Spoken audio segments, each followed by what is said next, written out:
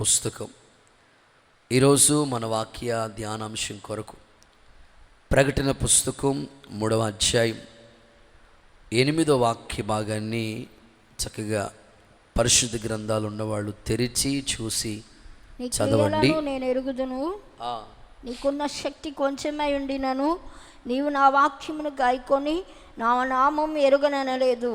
నీకున్న శక్తి కొంచెమైనను నీవు నా వాక్యాన్ని గాయకున్నావు, నా నామాన్ని ఎరుగునని అనలేదు. ఇదిగో తలుపుని అందుకని నీ ఎదుట ఒక తలుపు తీసి ఉన్నాను, దాన్ని ఎవ్వడు వేయలేడు. ఒకసారి అందరూ ఆమేన్ అని చెప్పండి. ఈ వాక్యంలో చాలా మాటలు ఉన్నాయి. గతంలో కూడా నీ ఎదుట ఒక తలుపు తెరిచి ఉన్నానని ఓ ప్రామిస్ కూడా మీకు చెప్పాను. ఈ రాత్రి నేను చెప్పాలనుకున్న మాట ఏమిటంటే కొంచెము అనండి. ఒకసారి మీ నోటితో కొంచెం గట్టిగా చెప్పాలి, కొంచెము. In English just. నీకున్న శక్తి కొంచెమైనా నీవు నా వాక్యాన్ని గైకున్నావు. నిజమే, దేవుని బిడ్డలు ఎప్పుడు కూడా దేవుని వాక్యాన్ని గైకునాలి. వినడం ఎంత ప్రాముఖ్యమో దాన్ని పాటించడం కూడా అంతకంటే ఎక్కువ ప్రాముఖ్యమైనది. మీరు వినడానికి మీ మనసుని ఎంత సిద్ధం చేసుకుంటారో విన్న వాక్యాన్ని పాటించడానికి కూడా మరింతగా శ్రద్ధ తీసుకోవాలి. ఈ ప్రకటన గ్రంథంలో 7 సంఘాలు ఉన్నాయి. 7 సంఘాల గురించి కూడా నేను మీకు చాలా సార్లు తెలియపరుస్తూ వచ్చాను. ఒక్కొక్క సంఘాన్ని గురించి ప్రభు ఒక్కొక్క విషయాన్ని చెప్తా వచ్చాడు. ఎఫీసీ సంఘాన్ని గురించి చూస్తే అన్నీ పర్ఫెక్ట్గానే ఉన్నాయి, కానీ మొదటి ప్రేమ మర్చిపోయింది ఆ సంఘం. మరొక సంఘం, ఇట్లా ఒక్కొక్క సంఘాన్ని గురించి ప్రభు చెప్పుకుంటా వస్తూ ఇక్కడ ఫిలదెల్ఫియా సంఘాన్ని గురించి మాట్లాడుతూ ఉన్నారు. నిజంగా ఫిలదెల్ఫియా సంఘంలో ఏ లోపం కూడా కనిపించడం లేదు. ఆ సంఘాన్ని గురించి ప్రభు మాట్లాడుతూ నీకున్న శక్తి కొంచెమే, జస్ట్ నీకున్న శక్తి కొద్దిగానే ఉంది, కానీ నీవు నా వాక్యాన్ని గైకునే విషయంలో చాలా శ్రద్ధ కలిగి ఉన్నావు, చాలా ఆసక్తి కలిగి ఉన్నావు. అందుకని నీ ఎదుట నేను ఒక తలుపు తెరుస్తాను. నేను కొని డోర్ ఓపెన్ చేస్తే దాన్ని ఎవరు వేయలేరు. ఒకేలాగా నేను కానీ ఎవరైనా వేసాను అనుకోండి, దాన్ని ఎవరో తీయలేరు. ఈ రాత్రి ఈ ఉపవాసం ఉండి దేవుని మందిరానికి ఆసక్తిగా వచ్చిన మీ అందరి కుటుంబాల్లో ఎప్పుడైతే విన్న వాక్యాన్ని గైకుంటారో వాళ్ళ జీవితంలో మూయబడిన తలుపులన్నీ యేసు నామములో తెరవబడునుగాక. కుడి చేతుల పైకి ఎత్తి ఒకసారి అందరూ ఆమేన్ అంటారా? ఖచ్చితంగా ప్రభు చేస్తాడు. అయితే నీలో ఏ కార్యమైనా జరగాలంటే ఒక మాట, దేవుని వాక్యాన్ని నువ్వు ఖచ్చితంగా గైకొనాలి. బోధిస్తున్న నేను ఈ మాటలు గైకొని బోధించడానికి ఇష్టపడతాం. ఎవరైనా గొప్పవాళ్ళు కావాలంటే ప్రభు అదే చెప్పాడు, ఈ వాక్యాన్ని గైకొని బోధించండి అన్నాడు. అలాగే మీ జీవితాల్లో ఎప్పుడైతే విన్న వాక్యాన్ని పాటిస్తారో అప్పుడు దేవుడు మన ఎదుట అన్ని తలుపులు తెరుస్తాడు. గర్భఫల విషయంలో మేలు చేస్తాడు, సంతాన విషయంలో మేలు జరుగుతున్నట్లుగానే ఆ కుటుంబాల విషయంలో, ఇల్లు కట్టే విషయాల్లో, ఆ తర్వాత పిల్లల పెళ్లి చేసే విషయాల్లో, ఆ తర్వాత ఉద్యోగాలు, ప్రమోషన్స్, ఫైనాన్షియల్ సపోర్టు, ఏ విధంగా జాబ్ ప్రయత్నాలు చేస్తున్న ప్రతి విషయంలో నీ ఎదుట మూయబడిన తలుపులన్నీ ఓపెన్ చేయాలంటే దేవుని వాక్యాన్ని ఖచ్చితంగా మనం గైకొనాలి. వాళ్ళకి ఖచ్చితంగా దేవుడు ద్వారాలు తెరుస్తాడు. ఇక్కడ ఓ మాట అంటున్నాడు, నీకున్న శక్తి కొంచెమే అయినా నువ్వు గైకున్నావు. నిజమే, మన జీవితాల్లో మనకి శక్తి చాలదు కొన్నిసార్లు, అయినా ఆ వాక్యాన్ని ఎలాగైనా పాటించడానికి మనం ప్రయత్నం చేస్తూ ఉంటాం. ఈరోజు దేవుడు మాట్లాడితే ఆ మాట ప్రకారంగా వినడానికి మనం ఇష్టపడుతూ ఉంటాం. చూడండి, కొన్ని సందర్భాలు ఈ పదాన్ని మనం చాలా సందర్భాల్లో వాడుతూ ఉంటాం. రెగ్యులర్గా మనం అనుదినం మాట్లాడుకునే మాటల్లో ఈ పదాన్ని ఎక్కువసారి మనం వర్ణించుకుంటా వాడుతూ ఉంటాం. ఏమంటామంటే ఒక హాస్పిటల్కి మనం వెళ్ళామనుకోండి, ఇప్పుడంటే అంత ఫాస్ట్ టెక్నాలజీ అయిపోయింది. ఒకప్పుడు హాస్పిటల్కి వెళ్ళాలంటే ఓపీ తీసుకోవాలి. డాక్టర్ గారు లేదా డాక్టర్ గారు ఎప్పుడు పిలుస్తారో తెలియదు. వాళ్ళు పిలిచేదాకా వాళ్ళు చెప్తూ ఉంటారు, కొంతసేపు ఆగండి, ఆల్రెడీ లైన్ ఉంటుంది, అయినా కొద్దిసేపు ఆగండి, కొంచెం ఆగండి, మీ పేరు వచ్చినప్పుడు పిలుస్తాం, అంత తొందర ఎందుకు అని అక్కడ ఉన్న నర్సకు చెప్తూ ఉంటుంది. మరికొన్ని సందర్భాల్లో హాస్పిటల్కి పేషెంట్ని తీసుకుని వెళుతూ ఉంటారు. వాళ్ళు వైద్య సేవలు అందిద్దామని ఎంత ప్రయత్నం చేస్తున్నా ఆ బాడీ సహకరించదన్నమాట. వాళ్ళు చెప్పే మాట ఏమిటంటే, డాక్టర్ గారు చెప్తారు, కొంచెం ముందు తీసుకొచ్చి ఉంటే మేము చేసే వైద్యం పనిచేసి ఉండేది, ఒక హాఫ్ అన్ అవర్ ముందు వచ్చి ఉంటే ఈ పేషెంట్ బ్రతికేవాడు అని ఆ డాక్టర్ గారు చెప్పే ముందు ఇలా అంటారు, కొంచెం ముందుగా తీసుకొచ్చి వచ్చుంటే బాగుండేది అంట. ఇలా మన వ్యక్తిగత జీవితాల్లో ప్రతిరోజు ఈ పదాన్ని మనం మాట్లాడుతూ ఉంటాం, కొంచెం అనే పదాన్ని మాట్లాడుకుంటూ ఉంటాం. ఇంకొంతమందిని మనం చూస్తే డెలివరీ సమయాల్లో దేవుడు చక్కగా వాడిని కాపాడుతూ ఉంటాడు. సో 9 మాసాలు మోసింది తల్లి, ఇక పెయిన్స్ స్టార్ట్ అవుతున్నాయి, ఇక చక్కని బిడ్డ తల్లి ఒక బిడ్డకు జన్మనివ్వబోతుంది. అక్కడున్న వాళ్ళు చెప్తూ ఉంటారు, ఆ పెయిన్స్ తట్టుకోలేని పరిస్థితుల మధ్యలో వెంటనే చెప్తారు, కొంచెం ఓర్చుకోమ్మా అంటారు. సో ఇట్లాగా మన జీవితాల్లో ఈ పదాన్ని చాలా సందర్భాల్లో మనం వాడుతూ ఉంటాం. పిల్లలు అన్నం తినే సమయాల్లో చూస్తే వాళ్ళు ఎంత చెప్పినా వినరు, చందమామని చూపించిన వాడు తినడు. అలాంటి సమయాల్లో నువ్వేం చేస్తూ ఉంటారు, నాన్న కొంచెం తినరా, కొంచెమేరా తినరా బాబు అని బతిమాలి వాడికి అన్నం పెడతా ఉంటాం. ఇలాగ చాలా సందర్భాల్లో ఈ పదాన్ని మనం వాడుతూ ఉంటాం. అయితే దేవుడు చెప్తున్న మాట ఏమిటంటే, నీకున్న శక్తి కొంచెమే, అయినా నీ ఎదుట దేవుడు తలుపులు తెరవాలంటే నువ్వు వాక్యాన్ని గైకొనాలి. ఖచ్చితంగా ఎవరైతే వాక్యానికి ప్రాధాన్యత ఇస్తారో, వాళ్ళ జీవితంలో నెరవేర్పు కోసం ఎదురు చూస్తారో, తప్పకుండా దేవుడు డోర్స్ అన్నీ ఓపెన్ చేస్తాడు. యేసు నామములో మీ ఎడల దేవుడు గొప్ప కార్యాలు మొదలుపెట్టునుగాక. వంట వండే సమయాల్లో చూడండి, పిల్లలకి ఆకలి ఎక్కువ, స్కూల్ నుంచి వచ్చిన వెంటనే మమ్మీ స్నాక్స్, మమ్మీ ఆకలేస్తుంది మమ్మీ. అదే సమయంలో అమ్మ వంట చేస్తూ ఉంటుంది, అవ్వదు, వీడేమో కుదురునుడు మమ్మీ అంటాడు. వెంటనే ఏమంటో తెలుసా, కొంతసేపు ఆగరా, పొయ్యిలో పడి నన్ను ఉడకమంటావేంటి కదా. ఈ పదాన్ని మనం మాట్లాడుతూ ఉంటాం. దేవుడు కూడా అదే చెప్తున్నాడు, నీకున్న శక్తి కొంచెమే, కానీ నువ్వు వాక్యాన్ని గైకున్నావు, అందుకే నేను నీ ఎదుట తలుపు తెరుస్తున్నాను అంటాడు. ఇప్పటికే మీ జీవితాల్లో ఎన్నో డోర్స్ ఓపెన్ చేశాడు, ఎన్నో కార్యాలు చేశాడు, ఇంకా కొన్ని విషయాల్లో మీరు ఎదురు చూస్తున్నాడు. తప్పకుండా ప్రభు మీ ఎడల చేయటానికి సమర్థుడే. అయితే మీరు ఏ విషయాల్లో ఇంకా వాక్యం గైకోకుండా ఉన్నారు, ఏ వాక్యం ఇంకా మీరు పాటించకుండా ఉన్నారో ఒకసారి మీరు గుర్తు చేసుకోండి.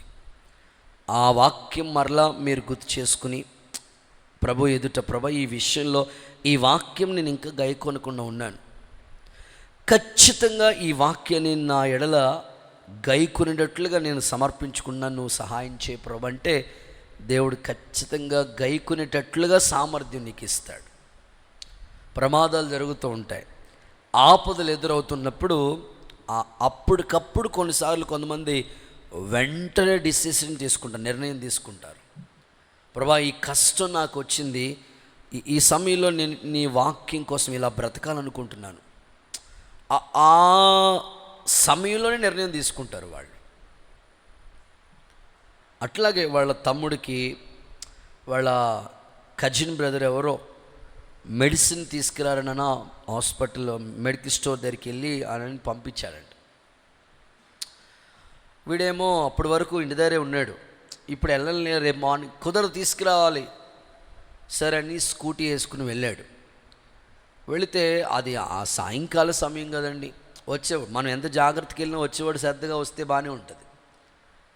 వచ్చేవాడు ఫుల్గా డ్రింక్ చేసి తాగేసి వస్తూ ఉన్నాడు. వీడు ఎంత తప్పిద్దామన్నా సరే వాడు వచ్చి బండిలో పడ్డాడు. ఇద్దరు కలిసి రోడ్డు మీద పడ్డారు. చూస్తే ఆ పిల్లోడికి కంటి దగ్గర తగిలేసింది. వెంటనే హాస్పిటల్కి అడ్మిట్ చేశారు వాళ్ళ అక్క. సో హరిబరి అని హడావుడిగా కంగారుగా కిమ్స్ హాస్పిటల్కి తీసుకుని వెళితే వాళ్ళ పేరెంట్స్ గబగబా కంగారు పడిపోయారు. వెళ్ళి చూస్తే కండిషన్ సివియర్గానే ఉంది. కంటి పైన తగిలింది, చాలా ఇబ్బందికరమైన పరిస్థితి అన్నమాట. సో ఆ టైంలో మన పాత మందిరం ఉంది ఇక్కడ, ఈ మందిరం కూడా కాదు, చిన్న రేక్ షెడ్ ఉండేది అప్పుడు. ఇట్లాగే సాటర్డే ఫాస్టింగ్ ప్రేయర్ జరుగుతూ ఉంది. హాస్పిటల్ నుంచి అడాడ కంగారుగా ఎలా ఉన్నారో అలా వచ్చేసింది ఆమె. వాళ్ళ కుటుంబ సభ్యులందరూ వచ్చేసి గోల ప్రభు పాదాల దగ్గర, ప్రభా మా పిల్లోడికి మేలు జరగాలయ్యా, ఆపద నుంచి గట్టెక్కాలయ్యా, అద్భుతం జరగాలయ్యా అని అప్పటికప్పుడు ఒక నిర్ణయం తీసేసుకున్నారు. హాస్పిటల్ నుంచి క్షేమంగా మా తమ్ముడికి తిరిగి వస్తే, కంటికి ఏ ప్రమాదం లేకుండా నువ్వు స్వస్థపరిస్తే, అలంకరణ గురించి ఎన్నోసార్లు మాట్లాడావు ప్రభా, నువ్వు నేను తీసుకోలేదు, సమర్పించుకోలేదు. కానీ సమస్య నా దాకా వచ్చేసింది. ఇప్పుడు ఈ కష్ట సమయం గట్టెక్కడానికి నీ ఒక్క అద్భుతం చెయ్యి, ఖచ్చితంగా నేను అలంకరణ సమర్పించేసుకుంటానని ఆ బలిపీఠం దగ్గర అక్కడే సమర్పించుకుందామే. అలా నిర్ణయం తీసుకుంది. దేవుడు ఆ సమయంలో ఆమె వాళ్ళ తమ్ముడిని కాపాడాడు. ఆ రోజు నుంచి ఇప్పటి వరకు అలంకరణ పెట్టుకోలేదు, పూర్తిగా సమర్పణ చేసేసుకుంది. చప్పట్లు కొడుతూ ఒకసారి యేసయ్యకి మహిమ చెల్లిద్దామా? ఈ రాత్రి నేను చెప్పాలనుకున్న మాట ఏమిటంటే, ఎన్నోసార్లు దేవుడు నీతో మాట్లాడుతున్నాడు. కోప్పడొద్దు ఓ కోణంలో మాట్లాడతాడు, అలంకరణ విషయంలో మాట్లాడతాడు, దేవునికి ఇవ్వాల్సిన సమయం ప్రార్థన సమయం గురించి మాట్లాడతాడు, పరిశుద్ధ జీవితం గురించి మాట్లాడతాడు, దైవికమైన కార్యాల పట్ల ఆసక్తిని గురించి మాట్లాడతాడు. ఎన్నిసార్లు మాట్లాడినా పెడచెవిని పెట్టి ఒకవేళ వాక్యాన్ని నువ్వు గైకొంటలేదేమో. యూదా పత్రికలో ఇంచుమించు 50 ప్రసంగాలు మీకు చెప్పాను. 50 వర్తమానాలు ప్రక్కన పెట్టి కనీసం ఒక 5 ప్రసంగాలైనా పర్ఫెక్ట్గా మీరు పాటిస్తే ఎంతగా రాకడి కొరకు మనం సిద్ధపడవచ్చు. ప్రతి సబ్జెక్ట్, ప్రతి ప్రసంగం అంతా ఉపదేశంతోనే ఉంది ఆ మాటలు. వారు అలా ఉన్నారు, మీరు ఇలా ఉండకండి. ఎంత చక్కని మాటలు యోధా ముందుగా రాకడ గురించి సంఘానికి తెలియపరుస్తూ వచ్చాడు. ఈ రోజుల్లో చాలామంది విశ్వాసులు వాక్యాన్ని వింటారు, చాలామంది వింటారు, కానీ గైకునే వాళ్ళ సంఖ్య ఎంతమంది? ఈరోజు మీ తీర్మానం మారాలి. వింటం కాదు, అందరూ వింటారు, వినేవాళ్ళు కాదు, కానీ గైకునే వాళ్ళకే దేవుడు తలుపులు తెరుస్తాడు, డోర్స్ ఓపెన్ అవుతాయి. ఈ రాత్రి ఏ విషయంలో ఇంకా మీరు వాక్యాన్ని గైకొనటం లేదో ఒకసారి మీ హృదయం పరీక్ష చేసుకోండి.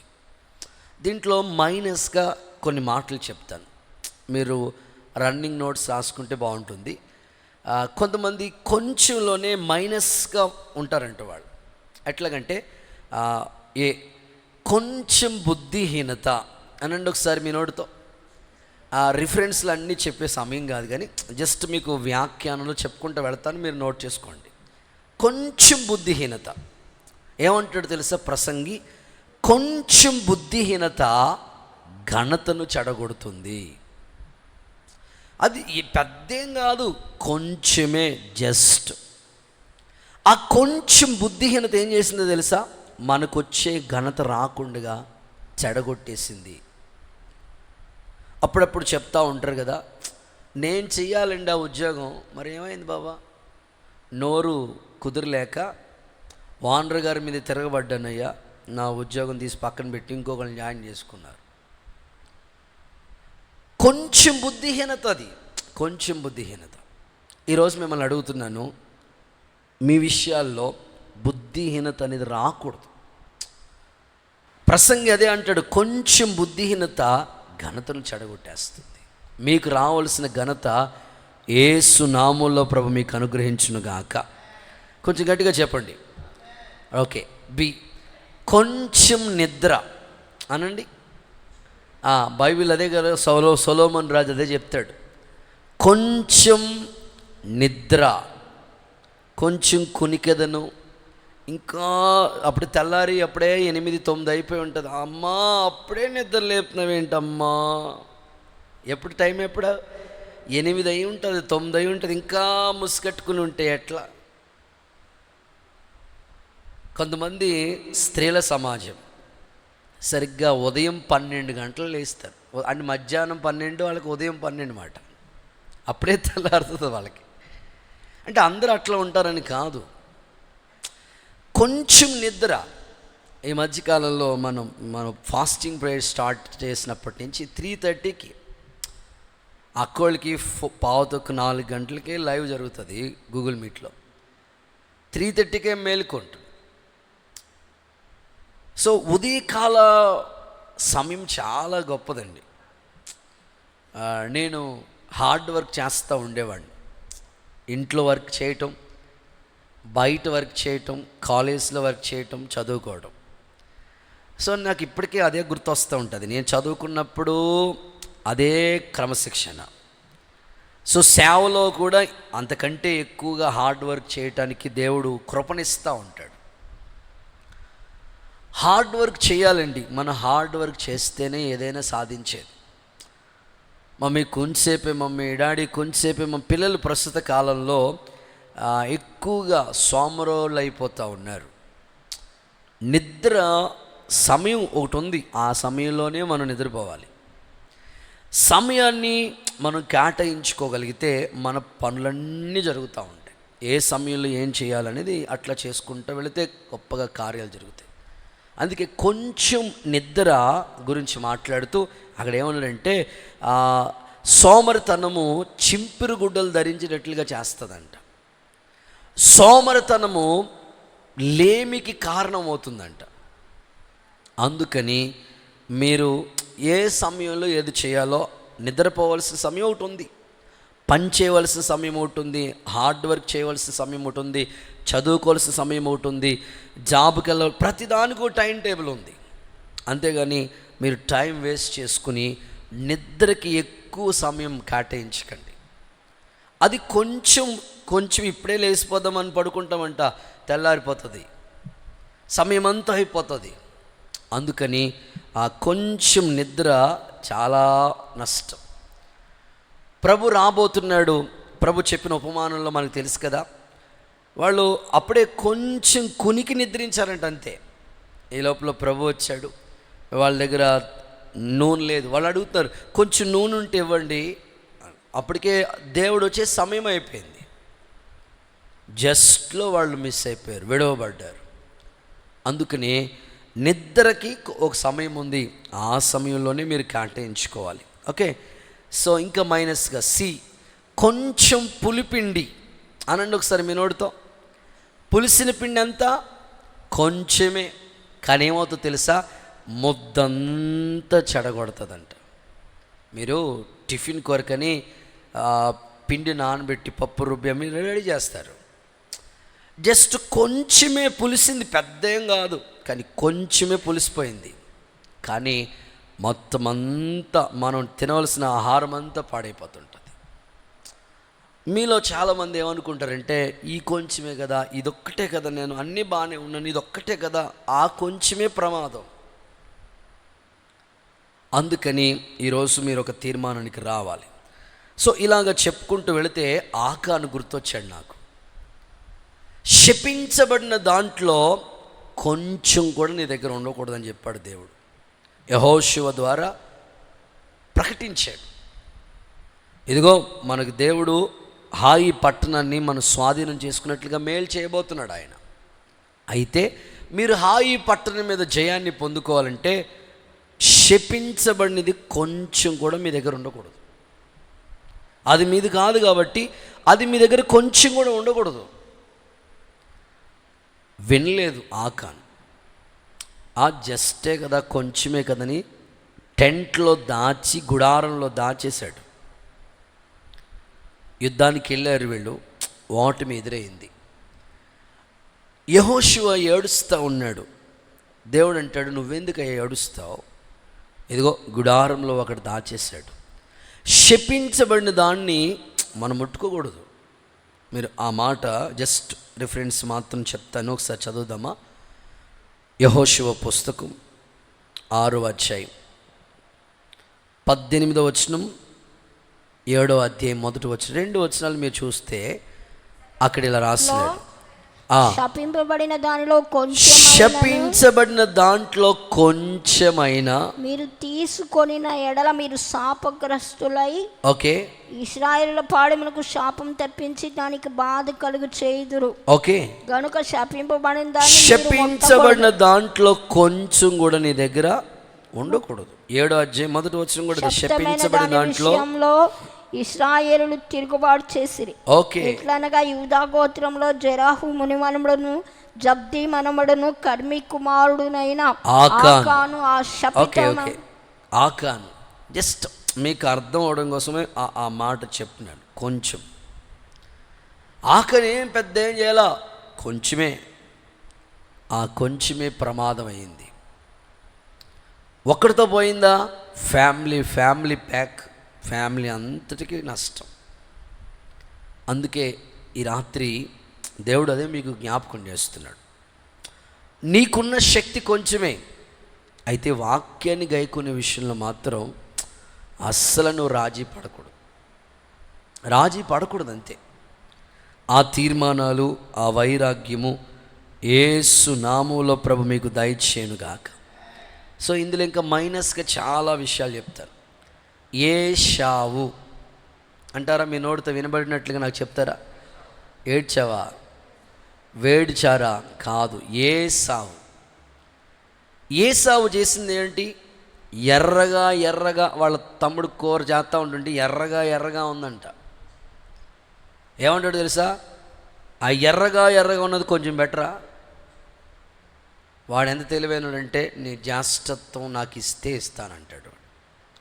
వీడు ఏం చేశాడు? ఆకలి తట్టుకోలేక జ్యేష్ఠత్వాన్ని అమ్మేసుకున్నాడు. జస్ట్ కొంచెమే కదా. సో ఇట్లా మనం బైబిల్ చదువుతూ ఉంటుంటే జస్ట్ మిస్సింగ్ అంటారు కదా, అదే ఈ రాత్రి మీ ఆత్మీయ జీవితాల్లో ఎక్కడ జస్ట్ మిస్ అయిపోతున్నారో ఒకసారి వాక్యాన్ని గైకునే విషయంలో ఎక్కడ మిస్ అవుతున్నారో ఒకసారి మీరు పరిశీలించుకోండి, పరీక్షించుకోండి. ఓకే, ఇంకా కొంచెం నిప్పు ఎంత ఉంటుంది? అడవి అంతా తగలబెట్టేస్తుంది. అది కొంచెమే, పెద్దేం కాదు. అందుకని ఈరోజు ఏ విషయాల్లో మరి ఇంకా జస్ట్ అని అనుకుంటా ఉన్నావో ఉదయకాలం స్తోత్ర ప్రార్థనకి లేవాలి. నిజమే, ప్రతి ఉదయం దేవుణ్ణి మనం ఎదుర్కోవాలి. భక్తులు ఏం చేస్తారంటే 1వ తారీఖు నుంచి మొదలెట్టేస్తారని అంటారు. 1వ తారీఖు ఎన్నో 1వ తారీఖులు అయిపోయినాయో. ఇప్పుడు అక్టోబర్ 1 కూడా వచ్చేస్తుంది. బైబిల్ చదవడం, బైబిల్ క్విజ్ చదవనన్నా అంటే వచ్చే నెల నుంచి రాహేస్తానన్నయ్య అంటారు. వచ్చే నెల ఎన్ని నెలలు అయిపోయినాయి? ఇప్పుడు 9 నెలలు అయి 10వ నెల వచ్చేసింది. జస్ట్ కొంచెమే. ఇప్పుడు ప్రభుని ఎదుట కార్యాలు చేయకపోవడానికి ఆయనకేం అసాధ్యమైంది ఏదీ లేదు, అన్నీ చేస్తాడు. అయితే మనలో కొంచెమే ప్రార్థన, కుటుంబ ఆరాధన ఈరోజు చేసుకుందాం అనుకుంటే అలసిపోయి ఆ రోజు మిస్. అలాగా వాక్యాన్ని గైకునే విషయంలో ఎక్కడో కొంచెం లోపం కనబడుతూ ఉంది. అందుకే ఈ మాటలు నీకు ఈ ఉపవాస ప్రార్థనలో దేవుడు గుర్తు చేస్తున్నాడు. నా ప్రశ్న, మనకిచ్చిన ఈ శక్తితో ఈ కొంచెంలో మనం ఏం చేయాలో ఒక 4 విషయాలు మీకు తేట తెల్లంగా తెలియపరుస్తాను. మనకిచ్చిన ఈ శక్తి కొంచెంలో ఎలాంటి కార్యాలు మనం చేయాలో ఒక 4 విషయాలు మీకు చెప్తాను. ఓకేనా? చదవండి. నెంబర్ 1, లూకా సువార్త 5వ అధ్యాయం 3 నుండి 5 వచనాలు చదవగా విందాం. ఆయన ఆ దోణిలో సీమోనుదైన ఒక దోణి ఎక్కి ఓకే దారి నుండి కొంచెం త్రోయమని అతను కొంచెం తొయ్యి అని చెప్పి కూర్చుండి దోణిలో నుండి జనసమూహములకు బోధించుచు. చాలండి. ఈ సందర్భాలు మనం చూస్తే మొదటి మాట కొంచెం లోతైన భక్తి చేయాలి అనండి ఒకసారి మీ నోటితో గట్టిగా చెప్పండి. కొంచెం లోతైన భక్తి చేయాలి. బ్రతుకునావా. సో నావంటే మన బ్రతుకే. ఇప్పుడు పేతురుతో దేవుడు చెప్తున్నాడు, పీటర్, రాత్రంతా నువ్వు శ్రమ పడ్డావు, ఒక్క చేప కూడా లేదు కదా నీకు. ఇప్పుడు ఏం చేయాలి తెలుసా? ఈ నావ కొంచెం లోతుకి తీసుకెళ్ళి, అంటే నావ అనేది మన బ్రతుకు, మన జీవితం, మన భక్తి. లోతైన భక్తి చేయాలి. కొంచెం లోతుగా మనం భక్తిలోకి వెళ్ళాలి. లాస్ట్ ఇయర్ చేసామండి, పోయిన వారం కూడా చేసామండి, 9 నెలల నుంచి చేస్తూ ఉన్నామండి. ఓకే, చేస్తున్న భక్తి కంటే చెయ్యవలసిన భక్తి ఇంకా చాలా ఉన్నది. మనం ఏమనుకుంటామంటే, ఎప్పుడు మన భక్తిని ఎలా కౌంట్ చేసుకుంటామంటే, ఈ భక్తి నేను చేశాను, ఇలా నేను చేశాను, చేసింది కౌంట్ చేసుకున్నా. ఓకే, మరి చేయవలసింది ఎంత ఉంది? మనం చేయవలసిన భక్తి ఇంకెంత రిమైనింగ్ బ్యాలెన్స్ ఉండిపోయింది? చాలామంది ఇలా ఆలోచించరు. చేసిన భక్తినే కొలుచుకుంటారు. చేయవలసిన భక్తిని కొలవండి. ఇదిగో ఈ 9 నెలలు గడిచిపోతున్నాయి ప్రభువా, ఇంకా 3 నెలలే ఉంది, కనీసం ఈ 3 నెలల్లోనైనా బైబిల్ నేను పూర్తి చేస్తాను. ఒక్కరు ఆమెన్ అంటారేమో అనుకున్నాను. హల్లెలూయా చెప్పండి. ఈ 3 నెలల్లోనైనా సరే ఖచ్చితంగా నేను బైబిల్ పూర్తి చేస్తాను. దేవుడి దయ వల్ల మలాకి గ్రంథం, ఇప్పుడు ఈ క్విజ్తో మలాకి గ్రంథం అయిపోతుంది. యోహాను 3 పత్రికలు అయిపోతున్నాయి. సరిగ్గా 3 వారాల్లో మొత్తం ఈ క్విజ్ అంతా కంప్లీట్ అయిపోతుంది. ఎన్ని విషయాలు దేవుడు వాక్యం చదువుతూ ఉన్నప్పుడల్లా ప్రతి మాటలో ఉన్న సారాంశం. 10 నెలలు, జనవరి నెలలో ప్రారంభించాం, ఈ అక్టోబర్ 10 నెలలకల్లా బైబిల్ క్విజ్ కంప్లీట్ అవుతుంది.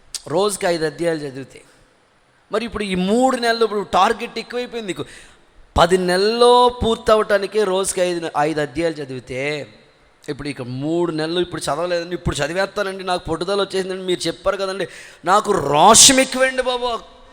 మంచిదే, నిర్ణయం తీసుకుంటే ఇప్పుడు ఈ 3 నెలల్లో నువ్వు బైబిల్ పూర్తి చేయాలంటే ఎన్ని అధ్యాయాలు చదవాలి? అసలు రోజుకి 15-16 అధ్యాయాలు చదివితే కానీ బండి ముందుకెళ్ళదు. ఇప్పుడు స్తోత్రం అని చెప్పండి, ఒకసారి గట్టిగా చెప్పండి.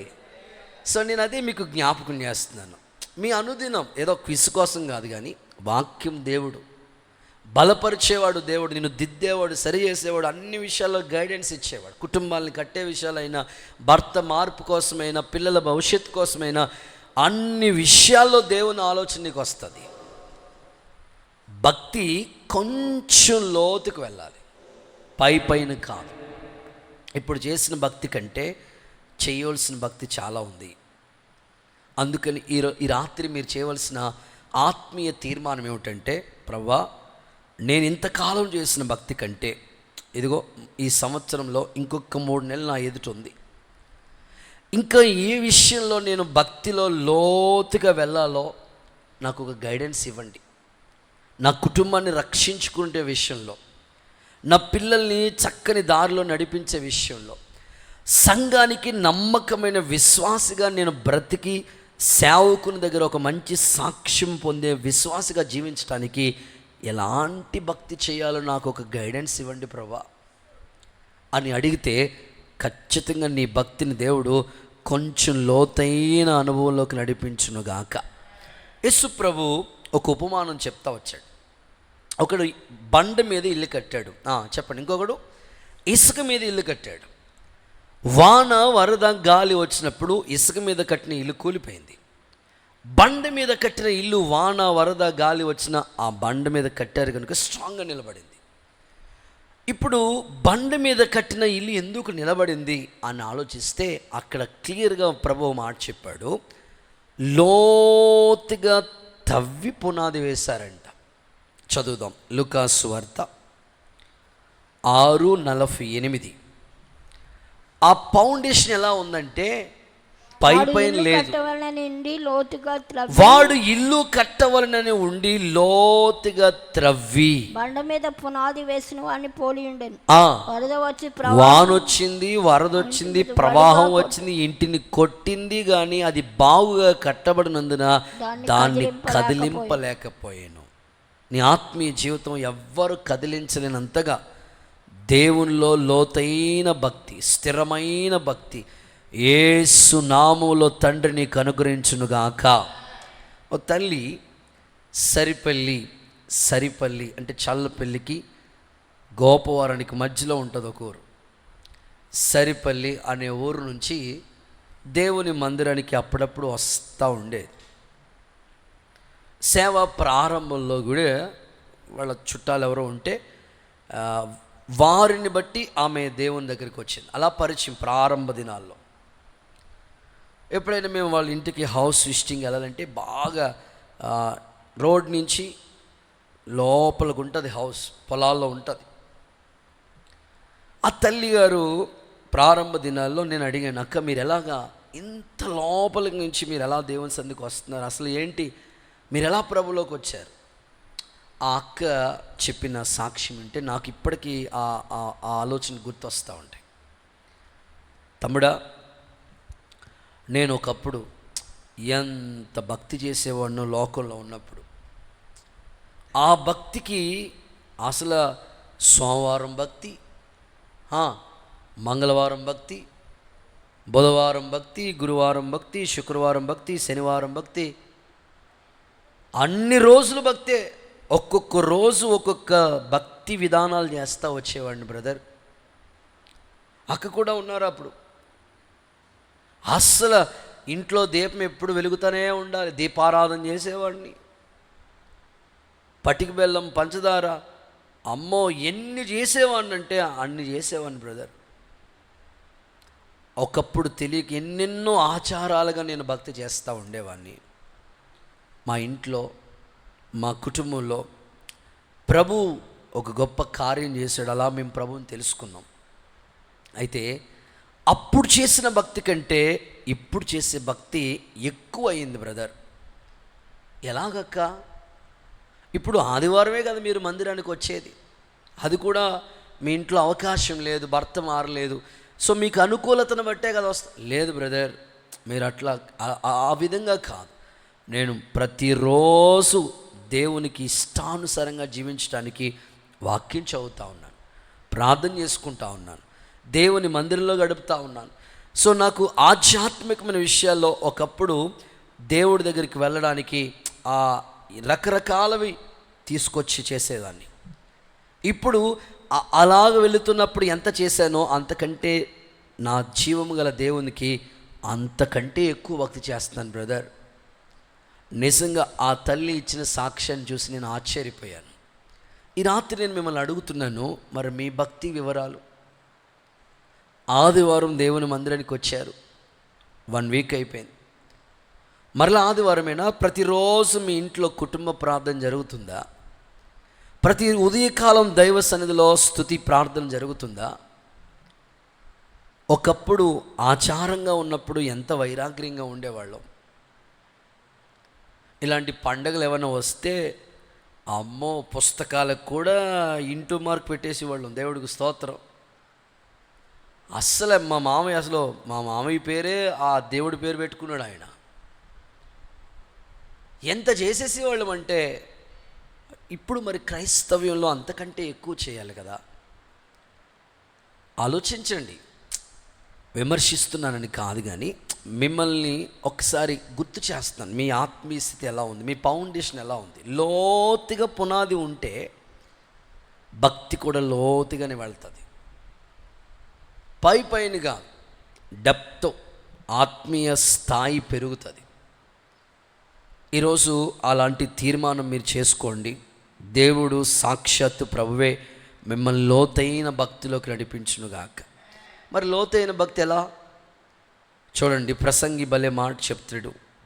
7:24 ప్రసంగి గ్రంథం 7వ అధ్యాయం 24వ వాక్య భాగం చూస్తే, సత్యమైనది దూరంగా ఉంది. ఎక్కడుందక్క? బహులోతుగా ఉన్నది. దాన్ని పరిశీలన చేయగలిగిన వాడు ఎవడు? వినండి, సత్యమైనది పై పైన లేదు, లోతుగా ఉన్నది, దూరంగా ఉన్నది. దాన్ని కనుగొనేవాడు ఎందరో, పరిశీలన చేసేవాళ్ళు ఎవరు? ఈరోజు మీ ఆత్మీయ జీవితంలో మీకు సత్యం తెలిసింది, సర్వసత్యంలోకి వచ్చాం. ఇప్పుడు లోతైన భక్తి చేయటానికి మనం దేవుని ఎదుట ఒక సంపూర్ణ డెడికేషన్తో తీర్మానం చేయాలి. అలాంటి లోతైన అనుభవాల్లోకి మనం వెళితే మన భక్తి ఎప్పుడూ కూడా మనల్ని దేవుని ఎదుట నిలబెడుతుంది. అందుకే ప్రభు ఉపమానం చెప్తే ఏమన్నాడంటే, దీపాన్ని వెలిగించి చెప్పండి, దీపాన్ని వెలిగించి మంచం కింద పెట్టొద్దు, కొంచెం కింద పెట్టొద్దు, దీప స్తంభం మీద పెట్టు అనేకులకు వెలిగినివ్వటానికి. ఎందుకని? మంచంతో పోల్చాడు, కొంచెంతో పోల్చాడంటే మంచం సోమర్తనానికి గుర్తు, కొంచెం కొలతకి గుర్తు. మనం ఏం చేస్తామంటే మన భక్తిని కొలుసుకుంటూ ఉంటాం కదా. చాలామంది చెప్తూ ఉంటారు, పాస్టర్ గారంటే మేము అలా కాదండి, వాళ్ళు వారానికి 2 సార్లు వెళ్తారండి సినిమా హాల్కి, మేము నెలకు ఒకసారేనండి. అమ్మ ఎంత భక్తి పోర్లేదు. కొలత మీరు కొలుసుకోకూడదు అలాగా. వాళ్ళకన్నా మనం జెన్యున్గా ఉన్నామంటే పర్లేదు.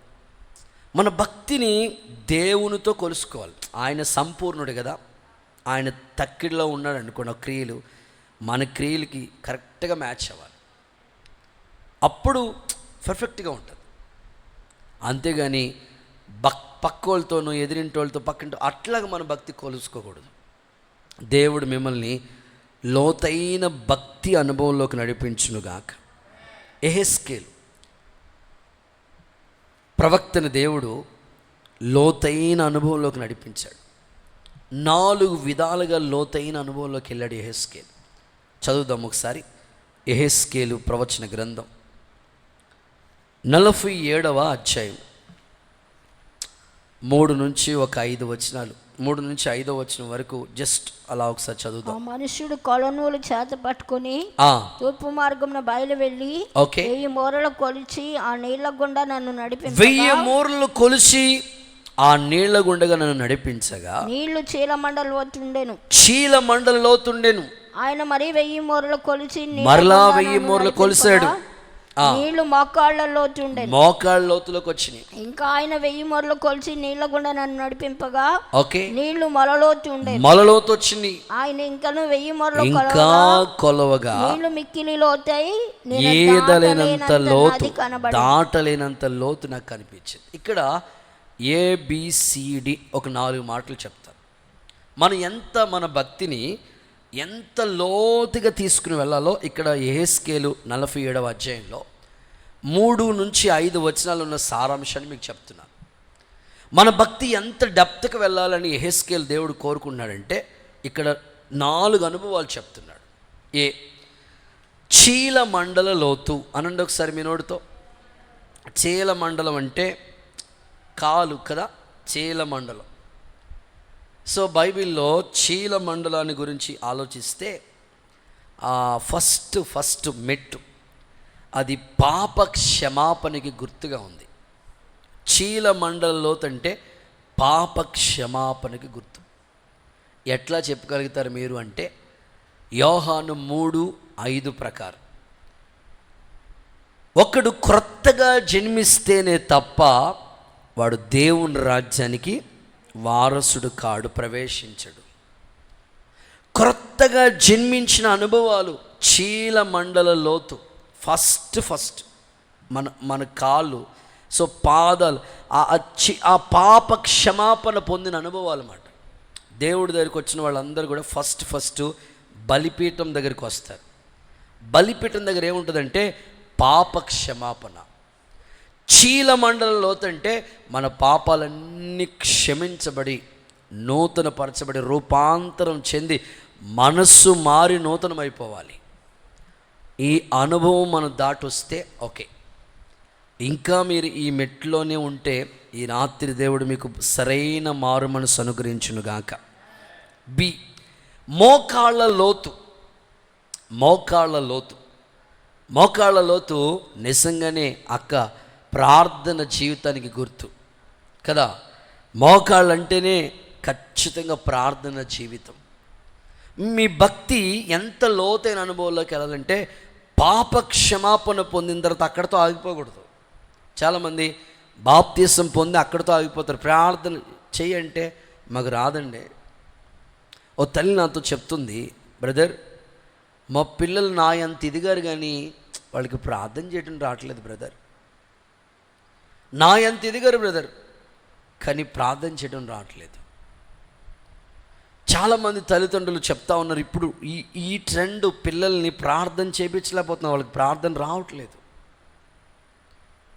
ఇది తెలుగు చదవడం రావట్లేదు చూసా పిల్లలకి, ఇంగ్లీష్ మీడియం అట్లాగ ప్రార్థన చేయడం రావట్లేదు పిల్లలకి.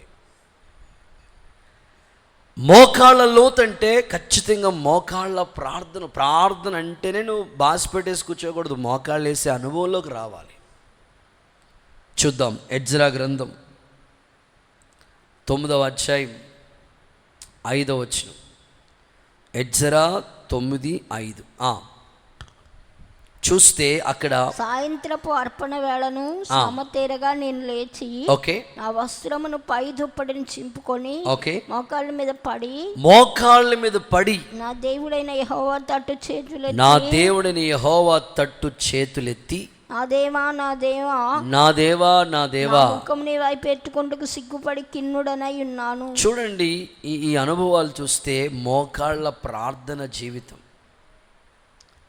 ఈ రాత్రి దేవుడు మీ ఆత్మీయ జీవితాలతో మాట్లాడుతూ ఉన్నాడు. మీ మోకాళ్ళ అనుభవాలు, మీ మోకరించి ప్రార్థించే ఆ స్థాయి ఎలా ఉన్నదో, ఎంత డెప్త్లో మీ భక్తి ఉందో ఒకసారి పరీక్షించుకోవటానికే జ్ఞాపకం చేస్తూ ఉన్నాడు. ఒకసారి అన్న చెప్తా ఉంటే విన్నానండి. బట్టిసింగ్ గారు సేవలోకి వచ్చిన కొత్తలోనంటే వాళ్ళ చెల్లికి డెలివరీ సమయం అట. ఆ ప్రభువుని నమ్ముకున్న క్రొత్త అనుభవాల్లో వాళ్ళ చెల్లికి డెలివరీ అయ్యే సమయం అట. 9 నెలలు ఆ పిల్లోడిని మోసింది ఆ తల్లి. ఆయన చెప్పిన మాట నాకు బాగా గుర్తు. మా చెల్లాయి 9 నెలల నిండు గర్భిణీ సమయంలో కూడా మోకాళ్ళ మీద ఉండేది. సో ఇప్పటికీ అదే అనుభవం నాకు బాగా ఆ విషయం గుర్తొచ్చింది. దేవుని ప్రజలు ప్రార్థన అనుభవాలు మోకాళ్ళ అనుభవం కావాలి సంఘానికి. పేతురు చెరసాల్లో ఉన్నప్పుడు సంఘం అతని కొరకు అత్యాశక్తితో ప్రార్థించింది కదా. జైల్లో ఉన్నాడు ఆయన, సంఘానికి ప్రార్థన చేయాలనే ఆ థాట్, ఆ అభిప్రాయం ఎలా వచ్చింది? ఆదిమ సంఘం ఆ క్రమాలు నేర్చుకుంది కనుకనే ప్రార్థన చేయగలిగారు. దేవుని ప్రజలు ప్రస్తుత కాలంలో ప్రేయర్ లైఫ్ లేదు. సో మొత్తం డ్రై అయిపోయారు. సో మరలా దేవుడు నీ ప్రార్థన జీవితం మరలా పునర్నిర్మించబడాలి, క్రీస్తులో మరింతగా అంటుకట్టబడాలి. దేవుడు ఆ లోతైన భక్తిలోకి నేను నడిపించునుగాక. నడుము లోతు పరిచర్యకి గుర్తు. ఎలా చెప్పగలుగుతారు మీరంటే, యేసు ప్రభు శిష్యులు పాదాలు కడిగేటప్పుడు జస్ట్ తన నడానికి ఒక టవల్ కట్టుకుని బిగించి పరిచర్య చేస్తూ ఉన్నాడు. చదువుదామా? యోహాను సువార్త 13వ అధ్యాయం 4-5 వచనాలు చదువుదాం. యోహాను సువార్త 13వ అధ్యాయం భోజన పంక్తిలో 4-5 తన పై వస్త్రం అవతల పెట్టి వేసి ఒక తువాలు తీసుకుని నడుమునకు కట్టుకొనెను. అంతటా పళ్ళెంలో నీళ్లు పోసి శిష్యుల పాదములు కడుగుటకును తాను కట్టుకుని ఉన్న తువాలుతో శిష్యుల పాదాలు అంటే ఎంతగా తగ్గించుకుని ప్రభు పరిచర్య చేశాడు చూడండి. నేను ఆశిస్తున్నాను, పరిచర్య అంటే ఎవరో ఒకరు చేస్తారులేండి, ఎవరో ఒకరు చేస్తారులే, చేయకుండా దేవుడి పని ఖచ్చితంగా జరిగిపోతుంది. అయితే ఆ ఎవరో ఒకరు అనేది నీ స్థాయి ఉండాలి. నీ వంతుగా నీవు ఒక పరిచర్య చేయాలి. నువ్వు మంచిగా పాపక్షమాపణ పొందో, బాప్తిసం పొందో, ఓకే, మోకాళ్ళ ప్రార్థన కూడా ఉంది. మరి పరిచర్య అనుభవం వాళ్ళు చేస్తారులేండి. వాళ్ళు చేస్తే వాళ్ళకే దీవెన. పరిచర్యలో ఎన్నో దీవెనలు ఉన్నాయి. సో మీరు ఎన్నోసార్లు వింటూ ఉన్నారు కనుక పరిచర్య అనుభవాలు, యేసు ప్రభువే తగ్గించుకుని శిష్యుల పాదాలు కడిగి అంతగా ఆయన పరిచర్య చేస్తే మనం ఇంకెంతగా పరిచర్య చేయాలనేది చాలా ఆలోచించవలసిన విషయం. ఇది మొన్న సండే అనుకుంటా, ఒక 1 month అవుతుంది, భార్యాభర్తలు ఇద్దరు మందిరానికి వస్తూ ఉన్నారు. కొత్తగా ఒక 3 నెలల నుంచి మందిరానికి వస్తున్నారు. తల్లి మందిరానికి రండమ్మంటే, అయ్యగారండి రావాలని ఉంది కానీ నడుం బాగా పెయిన్ వచ్చేస్తుందండి, రాలేని పరిస్థితి. విజిటింగ్కి వెళ్ళినప్పుడు చెప్పాం, దేవుని మందిరానికి వస్తే అన్నీ సెట్ అవుతాయిలేమ్మా అని. వచ్చారు, వచ్చి దేవుని మాటలు వింటున్నారు, వెళుతూ ఉన్నారు. ఒక వారం దేవుడు వాక్యం ద్వారా దర్శించినప్పుడు ఆ రోజు 2వ ఆరాధన అయిపోయింది, అందరూ వెళ్ళిపోతూ ఉన్నారు. కొంతమంది దూరం నుంచి వచ్చే వాళ్ళకి చిన్నగా ఆహారం ఏదో సిద్ధం చేస్తే వంటల దగ్గర ఉన్నారు కొంతమంది. భార్యాభర్తలు ఇద్దరు నేను బాగా అబ్జర్వేషన్ చేశాను. నడుము నొప్పి అన్నది తల్లి చీపురు తీసుకుని ఇక్కడి నుంచి ఆ చివరి వరకు తుడుస్తూ ఉంది. అరే నడుము నొప్పి అన్నది ఏమే, తల్లిగారికి ఇంత భారం ఎట్లా వచ్చింది? భార్యాభర్తలు ఇద్దరు ప్రార్థన చేయించుకోవడానికని వస్తే అడిగాను, ఆ తల్లిగారు ఏమ్మా ఎట్లాగంటే, లేదయ్యా దేవుని మందిరంలో చిన్న పరిచయం చేసిన ఆ దీవెన వేరే, నా మనసులోకి అలా అనిపించింది అయ్యా, అందుకనే చీపురు పట్టుకుని దేవుని పని చేయాలనిపించింది అయ్యా. మరి ఈ రాత్రి మీరు మీ ఆత్మీయ జీవితంలో వస్తున్నారు వెళుతున్నారు అంతేనా?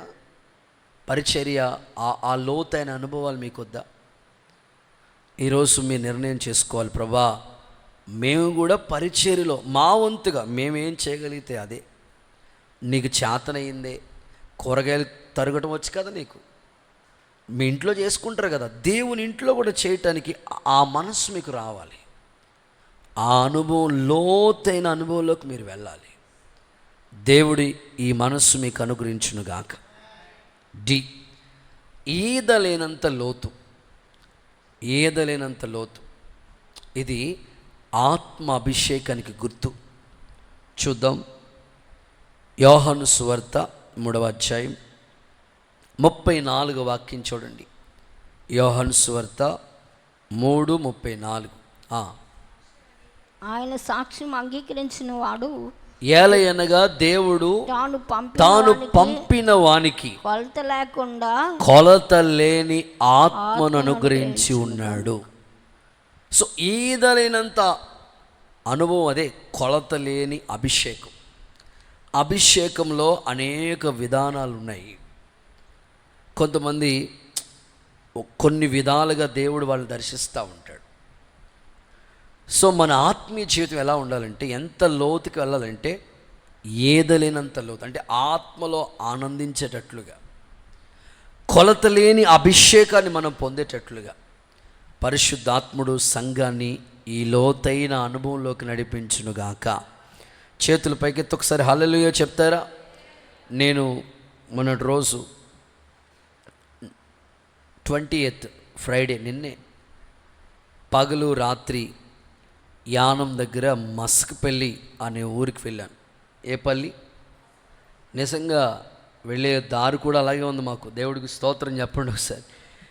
కాలువ గొట్టు, గోదావరి గొట్టు. సో ఎవరైనా మాకు ఆపోజిట్లో వస్తూ ఉంటుంటే అటువైపు అలా కోటిపల్లి వెళ్ళిపోతుందట. లారీలు ఏదైనా మాకు ఎదురుగుండా వస్తూ ఉంటుంటే మేము వెళ్ళడానికి, తప్పించడానికి కూడా అంత ఇరుకు ప్లేస్ అన్నమాట. సో యానం నుంచి ఒక 9 kilometers వెళ్ళాలి లోపలికి. అదే సింగిల్ రోడ్డు మాట వెళ్తూ ఉన్నాం. సో ప్రేయర్కి వెళ్ళాం. విచిత్రమైన సంగతి, అక్కడ సంఘ పరిచర్య, ఒక సేవకుడు ఇక్కడ మందిరం ఉంటే ఇక్కడ నుంచి జస్ట్ మన మన ఏసీ రూమ్ ఉంది కదా, అక్కడ వంటలు చేస్తాం కదా, పాక, అక్కడే ఒక చర్చ్. ఇంటి ముందు ఒక చర్చ్ ఉంది, ఇంటి వెనకాల ఒక చర్చ్ ఉంది. వాళ్ళు పాడే పాటలు గొట్టం ఇటు పెట్టాడు ఆయన, అటు నుంచి ఆయన మైక్ ఇటు పెట్టాడు. నేను వాక్యం చెప్తుంటే నేను చెప్తే నాకు అర్థం కావట్లేదు, రివర్స్లో వస్తుంది. ముగ్గురు ఒకే డేట్లో ఉపవాస కోటాలు పెట్టుకున్నారంట. నేను అక్కడ పాస్టర్ గారిని అడిగాను, అయ్యా ఎందుకు ఇలా అంటారు? అయ్యా నేను ప్రతి సంవత్సరం ఏ డేట్లో మా పాప బర్త్డే అని మేము ఎప్పుడు ఇదే డేట్లో పెడతాం, మమ్మల్ని చూసి వాళ్ళు కూడా ఏ డేట్లో పెట్టాను, ఏమో ఒకరికొకరు అనుకోకుండా ఏ డేట్లో. సరే మొత్తం మీద ఆ డేట్స్లో ప్రేయర్ జరుగుతూ ఉంది. ఫస్ట్ మార్నింగ్ ప్రేయర్ జరుగుతూ ఉంది. వెళ్ళాను, అయిపోయింది. ఆఫ్టర్నూను చూసుకుని మళ్ళీ సాయంకాలం ప్రేయర్ చూశాను. నేను అక్కడ సంఘ పరిచయాలు గమనిస్తే ప్రతి ఒక్కరు, చిన్న పిల్లోళ్ళు మొదలుకొని పెద్దోళ్ళ వరకు అందరూ ఆత్మపూర్ణులై ఉన్నారు. సో వాళ్ళకి ఆరాధన అంటే ఎంత ఆసక్తి అంటే ఆరాధనలు ఎవ్వరు కళ్ళు తెరవట్లా. సో ఆత్మలో లీలమైపోయి అందరూ, చిన్నపిల్లలు పెద్దోళ్ళు అందరూ స్తుతిస్తూ ఆరాధిస్తూ ఉన్నారు. నేను వాళ్ళకి చెప్పాను, సో మీ చుట్టూ ఎన్ని సంఘాలు ఉన్నా ఎక్కడ ఆత్మ ఆరాధన జరుగుతుందో ఆ సంఘం పరిమళిస్తూనే ఉంటుంది. దేవునికి స్తోత్రం కలుగునుగాక.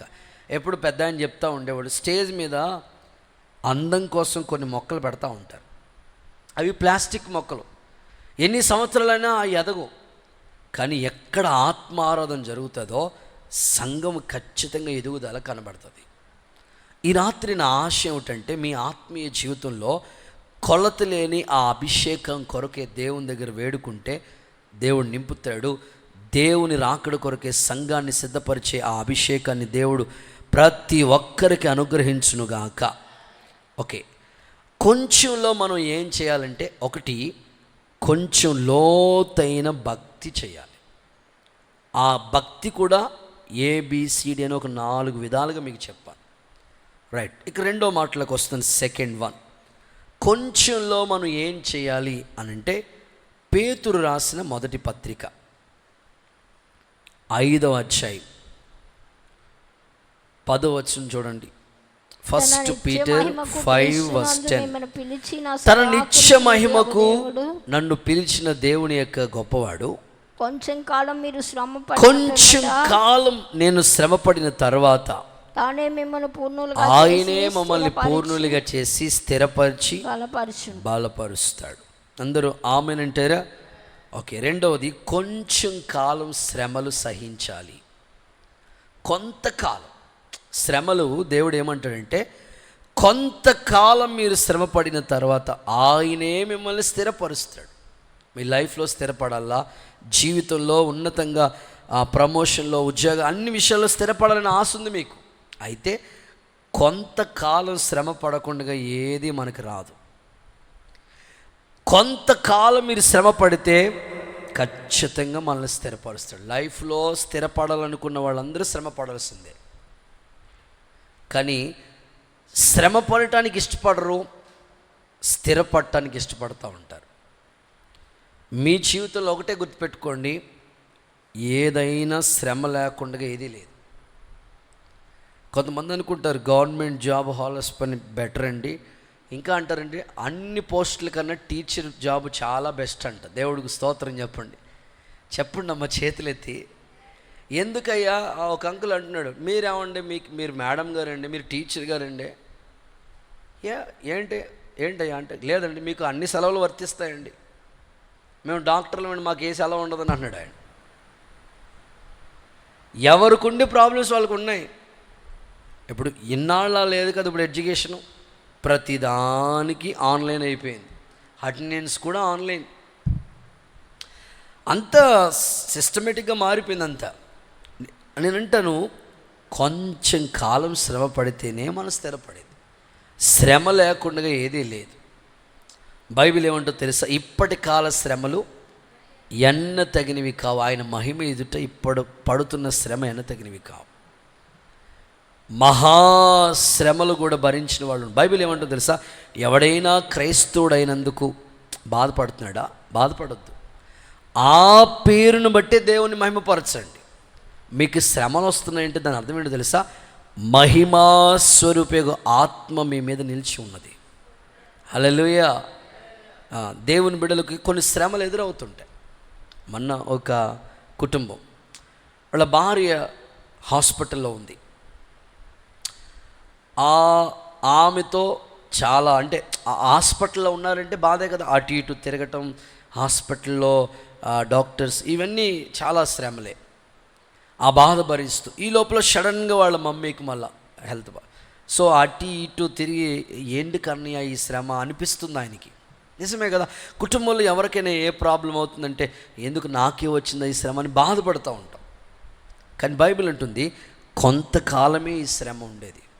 చూద్దాం, ఒక మాట చదివిస్తాను. పేతురు రాసిన మొదటి పత్రికలోనే 4వ అధ్యాయంలో 12 నుండి కొన్ని మాటలు చదువుతాం. మిమ్మల్ని శోధించుటకు మీకు కలుగుచున్న అగ్ని వంటి మహాశ్రమలు మీకేదో ఒక వింత సంభవించినట్లు ఆశ్చర్యపడొద్దు. క్రీస్తు మహిమ బయలుపరచబడినప్పుడు మీరు మహా ఆనందంతో సంతోషించు నిమిత్తం క్రీస్తు శ్రమలో